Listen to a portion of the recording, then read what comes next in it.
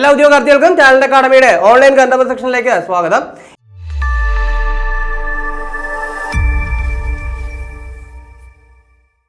ഇന്ന് നമ്മൾ ചർച്ച ചെയ്യാൻ പോകുന്നത് ജൂൺ 16-17 തീയതികളിലെ പ്രധാന ആനുകാലിക വിഷയങ്ങളും അവയുടെ അനുബന്ധ വിവരങ്ങളുമാണ്.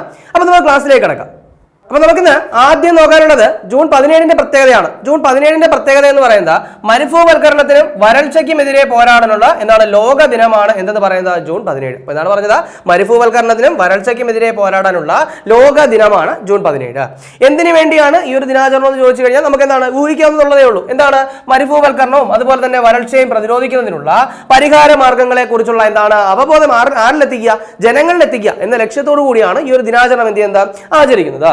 ഇനി സ്വാഭാവികമായിട്ട് നമുക്ക് എന്ത് ചെയ്യണം, ഈ വർഷത്തെ പ്രമേയം കൂടി ഒന്ന് നോക്കണം. അപ്പൊ നമുക്ക് ഈ വർഷത്തെ പ്രമേയം കൂടി ഒന്ന് നോക്കാം. എന്താണ് ഈ വർഷത്തെ പ്രമേയം? അത് united for land our legacy our future എന്നാണ്. United for land our legacy our future എന്നുള്ളതാണ് ഈ വർഷത്തെ പ്രമേയം എന്ന് പറയുന്നത്. അപ്പൊ പ്രമേയം കൂടി കാര്യമായിട്ട് എന്ത് ചെയ്യുക, ഒന്ന് അപ്ഡേറ്റ് ചെയ്ത് വയ്ക്കുക. അപ്പൊ നമുക്ക് ഇന്ന് നോക്കാനുള്ള ആദ്യത്തെ പോയിന്റിലേക്ക് കടക്കാം. നമ്മൾ ആദ്യം ചർച്ച ചെയ്യുന്നത് കേരളത്തിൽ പുതിയ നാവികസേന ഉപകേന്ദ്രം സ്ഥാപിതമാകുന്നത് എവിടെയാണ്. അപ്പൊ കേരളത്തിൽ എന്താണ് പുതിയ നാവികസേന ഉപകേന്ദ്രം സ്ഥാപിതമാകുന്നത് എവിടെയാണ്? തിരുവനന്തപുരത്താണ്.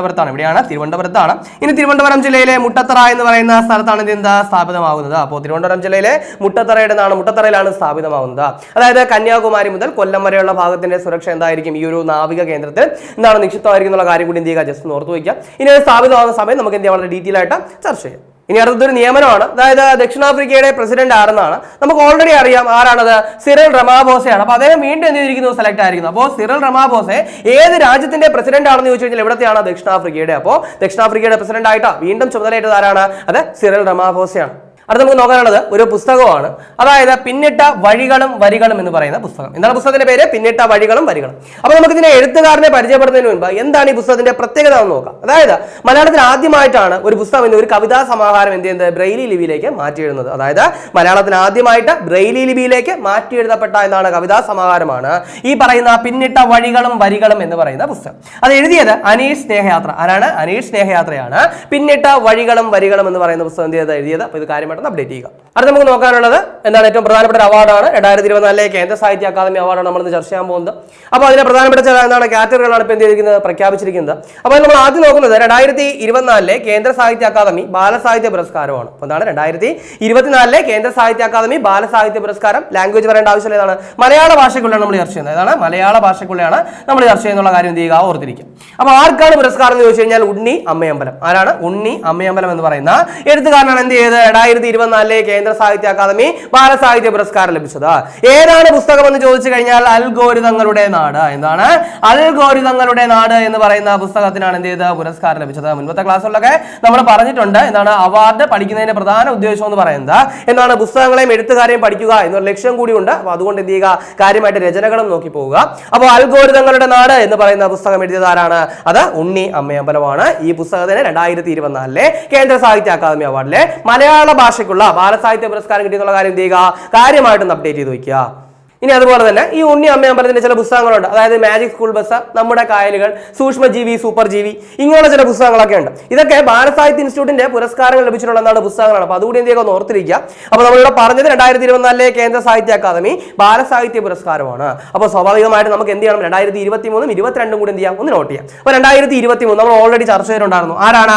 അത് പ്രിയ AS ആണ്. ആരാണ്? പ്രിയ ASനാണ് 2023 പുരസ്കാരം ലഭിച്ചത്. പുസ്തകം അറിയാം. ഏതാണ് പുസ്തകം? പെരുമഴയത്തെ കുഞ്ഞുതലകൾ എന്ന് പറയുന്ന പുസ്തകമാണ്. അതായത് 2018 പ്രളയത്തെ ആസ്പദമാക്കി എഴുതിയ പുസ്തകമാണ് പെരുമഴയത്തെ കുഞ്ഞുതലകൾ എന്ന് പറയുന്നത്. ഇനി അതിന് 2020 എന്താണ് കേരള സാഹിത്യ അക്കാദമി പുരസ്കാരം ലഭിച്ച കാര്യം നമ്മൾ എന്ത് ചെയ്തിട്ടുണ്ടായിരുന്നു, ചർച്ച ചെയ്തിട്ടുണ്ടായിരുന്നു. അപ്പോൾ അത് ചെയ്യുക, കാര്യമായിട്ട് അപ്ഡേറ്റ് ചെയ്യുക. ഇനി 2023 പറഞ്ഞു, 2022 ആർക്കാണ്? 2022 സേതുവിനാണ്. ആർക്കാണ്? 2022 സേതുവിനാണ്. ഏതാണ് പുസ്തകം? ചേക്കൂട്ടി എന്നാണ് പുസ്തകത്തിന്റെ പേര്. അപ്പോൾ അതിന്റെ കൂടെ എന്ത് ചെയ്യുക, ഒന്ന് അപ്ഡേറ്റ് ചെയ്ത് വയ്ക്കുക. ഇനി അടുത്ത് നമുക്ക് നോക്കാനുള്ളത് കേന്ദ്ര സാഹിത്യ അക്കാദമി യുവ പുരസ്കാരം മലയാള വിഭാഗമാണ്.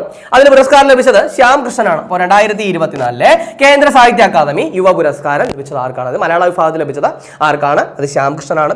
അദ്ദേഹത്തിന് ഏത് പുസ്തകമാണെന്ന് ചോദിച്ചു കഴിഞ്ഞാൽ മീശക്കള്ളൻ. എന്താണ് പുസ്തകത്തിന്റെ പേര്? മീശക്കള്ളൻ എന്ന് പറയുന്ന പുസ്തകത്തിനാണ് എന്ത് ചെയ്തത്, പുരസ്കാരം ലഭിച്ചെന്നുള്ള കാര്യം എന്ത് ചെയ്യുക, ഓർത്തു വയ്ക്കുക. അപ്പോൾ 2024 പുരസ്കാരമാണ് നമ്മൾ പറഞ്ഞത്. അപ്പോൾ സ്വാഭാവികമായിട്ട് എന്ത് ചെയ്യണം, 2023 ഓർക്കണം, 2022 ഓർക്കണം. 2023 യുവ പുരസ്കാരം ആർക്കായിരുന്നു? അത് ഗണേഷ് പുത്തൂറിനാണ്. ആർക്കാണ്? ഗണേഷ് പുത്തൂർ മണിക്കൂറിനാണ്. ഏതാണ് പുസ്തകം? അച്ഛന്റെ അലമാര. ഏതാണ്? അച്ഛന്റെ അലമാര.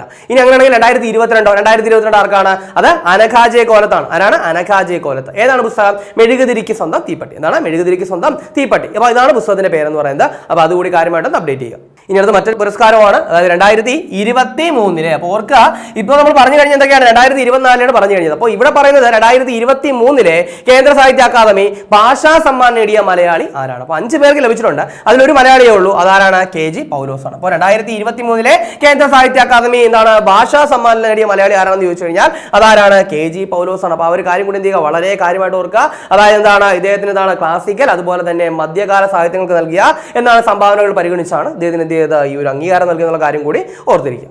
ഇതിനകത്ത് നമുക്ക് നോക്കാനുള്ളത് മറ്റൊരു അംഗീകാരമാണ്, അതായത് ലണ്ടനിലെ സെൻട്രൽ ബാങ്കിംഗ് പ്രസിദ്ധീകരണത്തിന്റെ risk manager of the year award 2024 നേടിയ ഇന്ത്യൻ ധനകാര്യ സ്ഥാപനം ഏതാണ്? അപ്പൊ എന്താണ് പറഞ്ഞത്? 2024 risk manager of the year എന്ന് പറയുന്ന അംഗീകാരം അവാർഡ് നേടിയ ഇന്ത്യൻ ധനകാര്യ സ്ഥാപനം ഏതെന്നാണ്? അത് RBI ആണ്. ആരാണ്? റിസർവ് ബാങ്ക് ഓഫ് ഇന്ത്യ ആണെന്നുള്ള കാര്യം ചെയ്യുക വളരെ ക്ലിയർ ആയിട്ടൊന്ന് അപ്ഡേറ്റ് ചെയ്ത് വെക്കുക. ഇനി അടുത്ത് നോക്കാനുള്ളത് മറ്റൊരു അംഗീകാരമാണ്, അതായത് V Shantaram life time achievement award. എന്താണ്? V Shantaram life time achievement award. ആദ്യം അറിഞ്ഞിരിക്കുക എന്തിനാണ് ഈ അവാർഡ് ചോദിച്ചു കഴിഞ്ഞാൽ ഡോക്യുമെന്ററി സിനിമാ മേഖലയിൽ നൽകിയ സമഗ്ര സംഭാവനകൾക്കാണ് ഈ ഒരു പുരസ്കാരം നൽകുന്നത്. അപ്പൊ എന്താണ് പറഞ്ഞത്?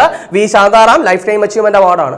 ഡോക്യുമെന്ററി സിനിമാ മേഖലയിൽ നൽകിയ എന്താണ് ആ ഒരു സംഭാവനകൾക്കുള്ള എന്താണ് ഒരു അംഗീകാരമാണ് എന്ന് പറയുന്നത് ഈ പറയുന്ന അവാർഡ്.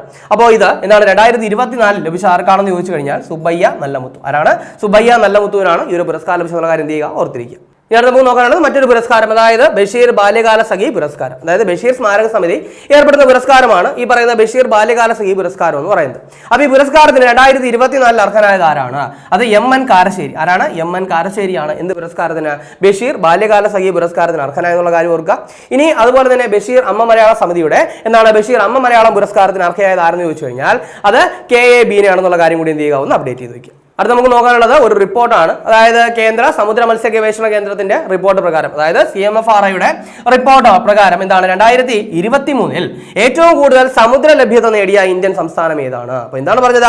2023 ഏറ്റവും കൂടുതൽ സമുദ്ര മത്സ്യ ലഭ്യത നേടിയ ഇന്ത്യൻ സംസ്ഥാനം ഏതെന്നാണ്? അത് ഗുജറാത്താണ്. ഏതാണ്? ഗുജറാത്ത് ആണെന്നുള്ള കാര്യം വളരെ ക്ലിയർ ആയിട്ട് ഓർത്തിരിക്കുക. അപ്പോൾ ഇവിടെ നമ്മൾ എന്തായാലും ഗുജറാത്താണ് പറഞ്ഞത്. അപ്പോൾ അതുകൊണ്ട് തന്നെ ഒരു കാര്യം കൂടി ഓർക്കുക, ഇതിൽ 2ാം സ്ഥാനത്ത് ഒന്ന് ആരാണെന്ന് കൂടി അറിഞ്ഞിരിക്കുക. അത് കേരളമാണ്. 1ാം സ്ഥാനത്ത് ഗുജറാത്തും 2ാം സ്ഥാനത്ത് കേരളവുമാണ്. ഇനി ഈ ഒരു റിപ്പോർട്ട് പ്രകാരം ഇന്ത്യയിൽ ഏറ്റവും കൂടുതലുള്ള മത്സ്യം ഏതാണെന്ന് ചോദിച്ചു കഴിഞ്ഞാൽ അതേതാണ്? അത് അയലയാണ്. ഏതാണ്? ഇന്ത്യയിൽ ഏറ്റവും കൂടുതൽ ലഭിക്കുന്ന മത്സ്യം എന്ന് പറയുന്നത് അയലയാണ്. അപ്പൊ അങ്ങനെയാണെങ്കിൽ കേരളത്തിൽ ഏറ്റവും കൂടുതൽ ലഭിക്കുന്ന മത്സ്യം ഏതാണ്? അത് മത്തിയാണ്. ഏതാണ്? മത്തിയാണ്. അപ്പോൾ ഇന്ത്യയിൽ ഏറ്റവും കൂടുതൽ അയലയും കേരളത്തിൽ ഏറ്റവും കൂടുതൽ ഏതുമാണ്? മത്തിയാണ്. അതുപോലെ തന്നെ സമുദ്ര ലഭ്യത ഏറ്റവും കൂടുതൽ നേടിയ ഏതാണ്? ഏത് ഇന്ത്യൻ സംസ്ഥാനമാണെന്ന് ചോദിച്ചു കഴിഞ്ഞാൽ അത് ഗുജറാത്തും അതുപോലെ 2ാം സ്ഥാനത്ത് ഏതുമാണ്? കേരളവുമാണ്. അത് നമ്മൾ നോക്കുന്നത് G7 ഉച്ചകോടിയുമായി ബന്ധപ്പെട്ട കാര്യങ്ങളാണ്. ഇപ്പോൾ 2024 G7 ഉച്ചകോടി കഴിഞ്ഞു. അപ്പോൾ സിമ്പിളായിട്ട് ഓർത്തിരിക്കുക, വേദി എവിടെയാണ്? ഇറ്റലിയാണ് വേദി. നമ്മൾ ചർച്ച ചെയ്തു എവിടെയാണ്? ഇറ്റലിയാണ് വേദി. ഇനി ഏറ്റവും പ്രധാനമായിട്ട് ഓർത്തിരിക്കേണ്ടത് എന്ന് മുതൽ എന്ന് വരെ ആയിരുന്നു? 2024 ജൂൺ 13 ടു ജൂൺ 15. അപ്പോൾ 2024 ജൂൺ 13, ജൂൺ 15 വരെ എന്ത് നടന്നു? ഇറ്റലിയിൽ വെച്ച് G7 ഉച്ചകോടി നടന്നു. ഇനി ഒരു പ്രത്യേകത നമ്മൾ പറഞ്ഞു, എന്താണ് ഒരു പ്രത്യേകത നമ്മൾ പറയുകയാണ്, അതായത് നരേന്ദ്രമോദി ഇന്ത്യൻ എന്താണ് പ്രധാനമന്ത്രിയായിട്ട് സത്യപ്രതിജ്ഞ ചെയ്തതിനു ശേഷം, അതായത് 2024 നരേന്ദ്രമോദി സത്യപ്രതിജ്ഞ ചെയ്തതിനു ശേഷം വിസിറ്റ് ചെയ്ത ആദ്യ വിദേശ രാജ്യം ഏതാണെന്ന് ചോദിച്ചു കഴിഞ്ഞാൽ അത് എവിടെയാണ്? ഇറ്റലിയാണ്. അപ്പോൾ മോദി എന്താണ് സത്യപ്രതിജ്ഞ ചെയ്തതിനു ശേഷം വിസിറ്റ് ചെയ്ത ആദ്യ രാജ്യം ഏതാണ്? അത് ഇറ്റലിയാണെന്നുള്ള കാര്യം ഓർക്കുക. G7 ഉച്ചകോടിയിൽ പങ്കെടുക്കാനാണ്.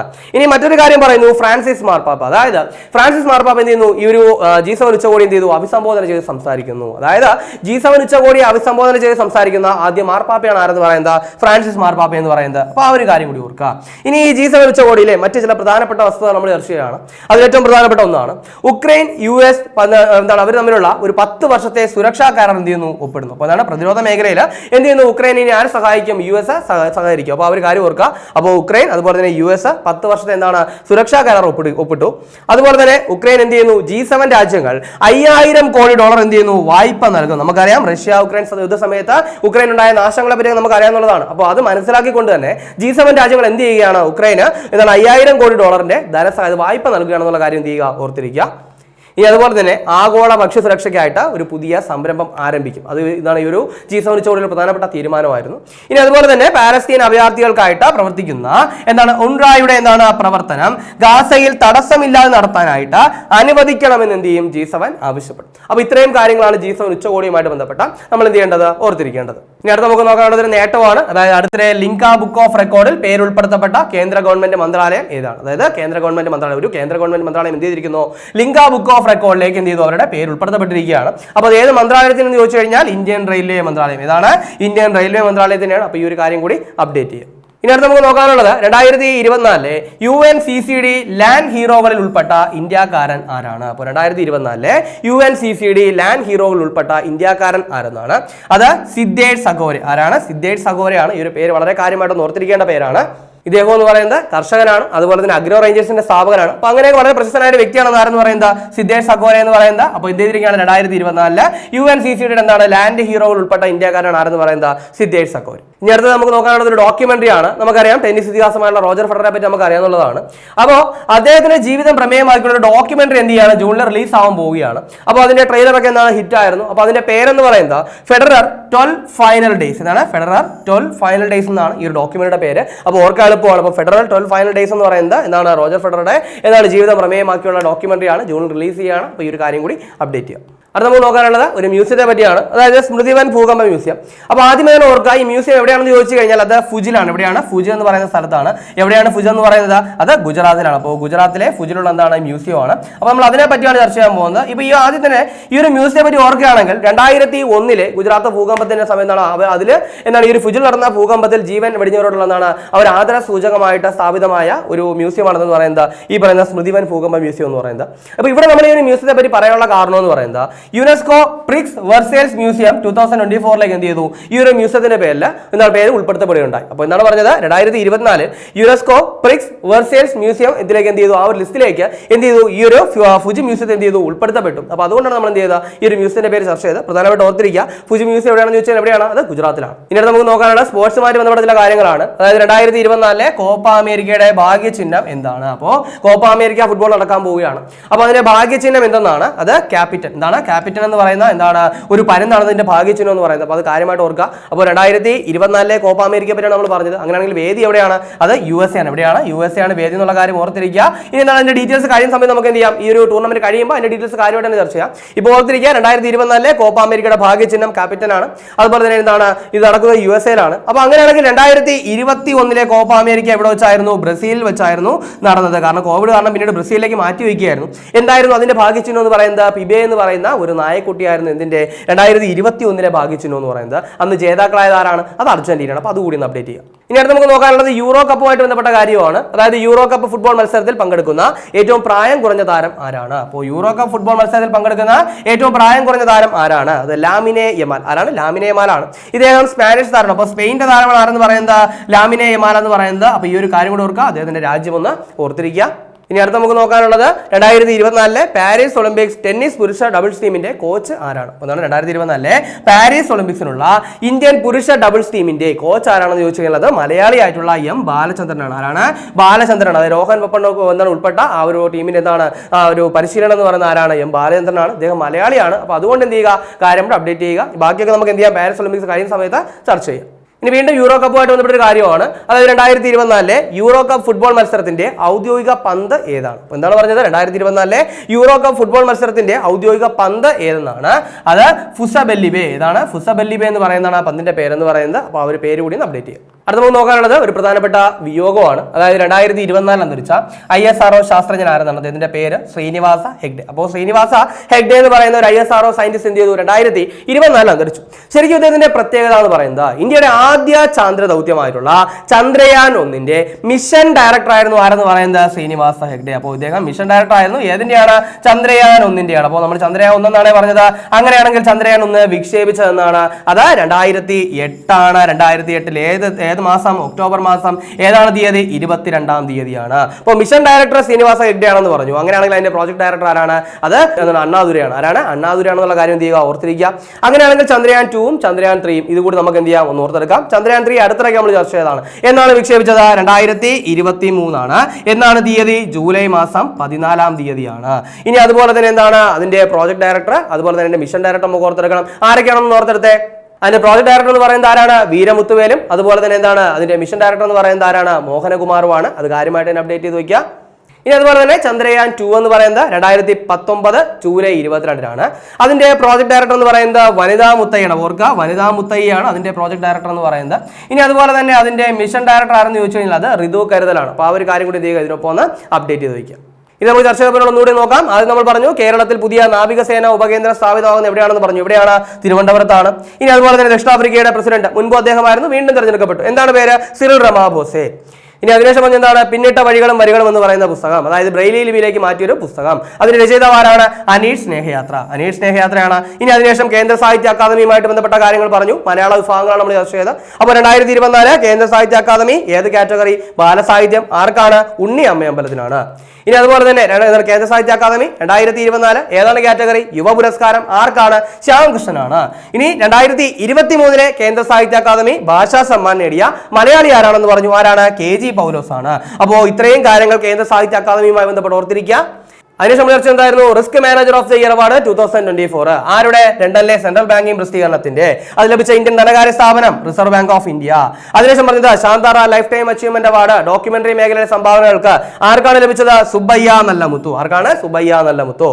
ഇനി അതിനുശേഷം പറഞ്ഞ എന്താണ്? ബഷീർ ബാല്യകാല സഖി പുരസ്കാരത്തിന് 2024 അർഹനായത് ആരാണ്? MN കാരശ്ശേരിയാണ്. അതിനുശേഷം ഒരു റിപ്പോർട്ട് പറഞ്ഞു. എന്ത് റിപ്പോർട്ടാണ് നമ്മൾ പറഞ്ഞത്? അതായത് CMFRIയുടെ റിപ്പോർട്ടാണ്. ഈ റിപ്പോർട്ട് പ്രകാരം എന്താണ്? ഏറ്റവും കൂടുതൽ സമുദ്ര ലഭ്യത നേടിയ ഇന്ത്യൻ സംസ്ഥാനം ഗുജറാത്ത് ആണെന്ന് പറഞ്ഞു. രണ്ടാമത് കേരളമാണെന്ന് പറഞ്ഞു. ഇന്ത്യയിൽ ഏറ്റവും കൂടുതലുള്ള മത്സ്യം അയലയാണെന്ന് പറഞ്ഞു. കേരളത്തിലാണെങ്കിൽ മത്തിയാണെന്നും പറഞ്ഞു. ഇനി അതിനുശേഷം G7 ഉച്ചകോടിയുമായി ബന്ധപ്പെട്ട കാര്യങ്ങളാണ് പറഞ്ഞത്. ഇറ്റലിയിലാണ് നടന്നതെന്ന് പറഞ്ഞു. 2024 ജൂൺ 13 മുതൽ 15 വരെയാണെന്ന് പറഞ്ഞു. അതുപോലെ തന്നെ എന്താണ്? മോദി എന്ത് ചെയ്തു? സത്യപ്രതിജ്ഞ ചെയ്തതിനു ശേഷം പങ്കെടുത്ത എന്താണ്? ആദ്യം വിസിറ്റ് ചെയ്ത ആദ്യ വിദേശ രാജ്യം ഇറ്റലിയാണെന്ന് പറഞ്ഞു. ഫ്രാൻസിസ് മാർപ്പാപ്പ ആദ്യമായിട്ട് G7 ഉച്ചകോടിയിൽ സംസാരിച്ച കാര്യം പറഞ്ഞു. പിന്നെ അതുമായി ബന്ധപ്പെട്ട് എന്താണ്? മറ്റു ചില പ്രധാനപ്പെട്ട തീരുമാനങ്ങൾ നമ്മൾ എന്ത് ചെയ്തു? ചർച്ചയിലുണ്ടായിരുന്നു. അതായത് ആഗോള ഭക്ഷ്യസുരക്ഷകർ എന്ത് ചെയ്യുന്നു? പുതിയ സംരംഭം ആരംഭിക്കുന്നുള്ള ഉൾപ്പെടെയുള്ള എന്താണ് കാര്യങ്ങൾ നമ്മൾ എന്ത് ചെയ്തു? അത് ചർച്ച ചെയ്തു. ഇനി അതിനുശേഷം പറഞ്ഞ എന്താണ്? അടുത്തിടെ ലിംക ബുക്ക് ഓഫ് റെക്കോർഡിൽ എന്താണ്? പേര് ഉൾപ്പെടുത്തപ്പെട്ട കേന്ദ്ര ഗവൺമെന്റ് മന്ത്രാലയം പറഞ്ഞു. ഏതാണ്? ഇന്ത്യൻ റെയിൽവേ മന്ത്രാലയമാണ്. ഇനി അതിനുശേഷം എന്താണ്? 2024 UNCCD ലാൻഡ് ഹീറോകളിൽ ഉൾപ്പെട്ട ഇന്ത്യക്കാരനാരാണെന്ന് പറഞ്ഞു. ആരാണ്? സിദ്ധേഷ് സഖോര. ആരാണ്? സിദ്ധേഷ് സഖോരയാണ്. ഈ ഒരു പേരോർക്ക. ഇനി അതിനുശേഷം പറഞ്ഞ എന്താണ്? ഒരു ഡോക്യുമെന്ററി ആണ്. റോജർ ഫെഡറർ എന്നാണ് ജീവിതം പ്രമേയമാക്കിയ ഡോക്യുമെന്ററി. പേര് ഫെഡറൽ 12 ഫൈനൽ ഡേയ്സ് ആണ്. ഇനി അതുപോലെ തന്നെ യുനെസ്കോ എന്താണ്? പ്രിക്സ് വെർസൈൽസ് മ്യൂസിയം 2024 ഇന്ത്യയിൽ നിന്നൊരു മ്യൂസിയം ഉൾപ്പെടുത്തപ്പെട്ടു. എവിടെയുള്ള? ഫുജിലുള്ള മ്യൂസിയമാണ്. എന്താണ് അതിന്റെ പേര്? സ്മൃതിവൻ ഭൂകമ്പ മ്യൂസിയം. ഓർക്കുക, സ്മൃതിവൻ എന്ന് പറയുന്നത് എവിടെയാണ്? അത് ഗുജറാത്തിലാണ്. അതിനുശേഷം പറഞ്ഞ എന്താണ്? 2024 കോപ്പ അമേരിക്കയുടെ ഭാഗ്യചിഹ്നം പറഞ്ഞു. എന്താണ്? ക്യാപ്റ്റൻ ആണ്. ആ ഒരു കാര്യം ഓർക്കുക. അതിനുശേഷം യൂറോ കപ്പ് ഫുട്ബോൾ മത്സരത്തിൽ പങ്കെടുക്കുന്ന ഏറ്റവും പ്രായം കുറഞ്ഞ താരമാരാണെന്ന് പറഞ്ഞു. അത് ലാമിനെ യമാൽ. ഇദ്ദേഹം സ്പാനിഷ് താരമാണെന്ന് കൂടി ഓർക്കുക. അതിനുശേഷം പറഞ്ഞ എന്താണ്? പാരീസ് ഒളിമ്പിക്സിലെ എന്താണ്? പുരുഷ ടെന്നീസിൽ ആ ഒരു ടീമിനെ എന്താണ് പരിശീലിപ്പിക്കുന്ന ആരാണെന്ന് ചോദിച്ചു. അത് M ബാലചന്ദ്രനാണ്. ആരാണ്? M ബാലചന്ദ്രനാണ്. ഇദ്ദേഹം മലയാളിയാണ്. ഇനി അതിനുശേഷം എന്താണ്? യൂറോ കപ്പ് ഫുട്ബോളിന്റെ എന്താണ്? ഔദ്യോഗിക പന്തിന്റെ പേര് പറഞ്ഞു. എന്താണ് ഔദ്യോഗിക പന്തിന്റെ പേര്? അത് ഫുസബെല്ലിബെ. എന്താണ്? ഫുസബെല്ലിബെ ആണ്. അപ്പൊ ഈ ഒരു പേര് ഓർക്കുക. അതിനുശേഷം ഒരു വിയോഗം പറഞ്ഞു. അതായത് ഈ നമ്മുടെ എന്താണ് ചന്ദ്രയാൻ എന്ന് പറയുന്ന മിഷന്റെ എന്താണ്? മിഷൻ ഡയറക്ടർ ആയിട്ടുള്ള ആരാണ്? ശ്രീനിവാസ് ആയിട്ട് അന്തരിച്ച കാര്യം പറഞ്ഞു. അപ്പോൾ ആ ഒരു കാര്യം കൂടി അപ്ഡേറ്റ് ചെയ്ത് വയ്ക്കുക. ഇനി കഴിഞ്ഞ ക്ലാസ് ബന്ധപ്പെട്ട 2 ചോദ്യം നൽകുകയാണ്. ഉത്തരം കൂടി കമന്റ് ചെയ്യുക. ആദ്യ ചോദ്യം, എർത്ത് സിസ്റ്റം സയൻസ് ഡേറ്റ പുറത്തുവിട്ട റിപ്പോർട്ട് പ്രകാരം ലോകത്ത് ഏറ്റവും കൂടുതൽ നൈട്രസ് ഓക്സൈഡ് പുറന്തള്ളുന്ന രാജ്യം എന്നാണ് ചോദ്യം. Option A India, B China, C Russia, option D Japan. അപ്പോൾ ഇതിന്റെ ചരിത്രം കമന്റ് ചെയ്യുക. രണ്ടാമത്തെ ചോദ്യം, 2024 യൂറോ കപ്പ് ഫുട്ബോൾ മത്സരത്തിന്റെ ഭാഗ്യചിഹ്നം എന്താണെന്നാണ് ചോദ്യം. Option A Albie, B Alberta, C Peter, option D Isaac. അപ്പോൾ ഇതിന്റെ ചരിത്രം കൂടി കമന്റ് ചെയ്യുക. ഇനി കഴിഞ്ഞ ക്ലാസ് നൽകിയ 2 ചോദ്യങ്ങളുടെ ഉത്തരം കൂടി നോക്കാം. ആദ്യത്തെ ചോദ്യം, 2023 OV വിജയൻ സ്മാരക സാഹിത്യ പുരസ്കാരത്തിൽ നോവൽ വിഭാഗം പുരസ്കാരം നേടിയത് ആരെന്നാണ് ചോദ്യം. Option A V Shinilal, B KP Ramanunni, C Jinsha Ganga, option D PF Mathews. അപ്പോൾ ഇതിന്റെ ശരി ഉത്തരം ഏതാണ്? ഓപ്ഷൻ എ ആണ്. വി ശിനിലാലാണ് എന്ത് ചെയ്തത്? ഈ പറയുന്ന നോവൽ വിഭാഗത്തിൽ പുരസ്കാരം നേടുന്നുള്ള കാര്യം ഓർക്കുക. ഈ പറയുന്ന രാമനുണ്ണി ഏതാണ്? അദ്ദേഹം ചെറുകഥാ വിഭാഗത്തിലാണ്. അതുപോലെ തന്നെ ജിൻഷാ ഗംഗ ഏതാണ് പുരസ്കാരം എന്ന് പറയുന്നത്? യുവകഥാ വിഭാഗത്തിലാണ്. അപ്പോൾ അതുകൂടി എന്ത് ചെയ്യുക? അപ്ഡേറ്റ് ചെയ്ത് വയ്ക്കുക.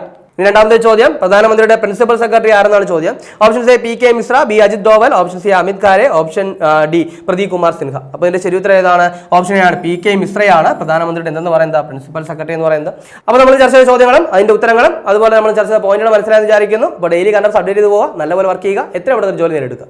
ജൂൺ 16, 17 തീയതികളിലെ പ്രധാന ആനുകാലിക വിഷയങ്ങളും അവയുടെ അനുബന്ധ വിവരങ്ങളാണ് നമ്മൾ ചർച്ച ചെയ്ത് കഴിഞ്ഞത്. അപ്പോൾ ചർച്ച ചെയ്ത പോയിന്റിലൊക്കെ നിങ്ങൾക്ക് മനസ്സിലായെന്ന് വിചാരിക്കുന്നു. മറ്റൊരു ക്ലാസ്സുമായി നമുക്ക് അടുത്ത ദിവസം കാണാം.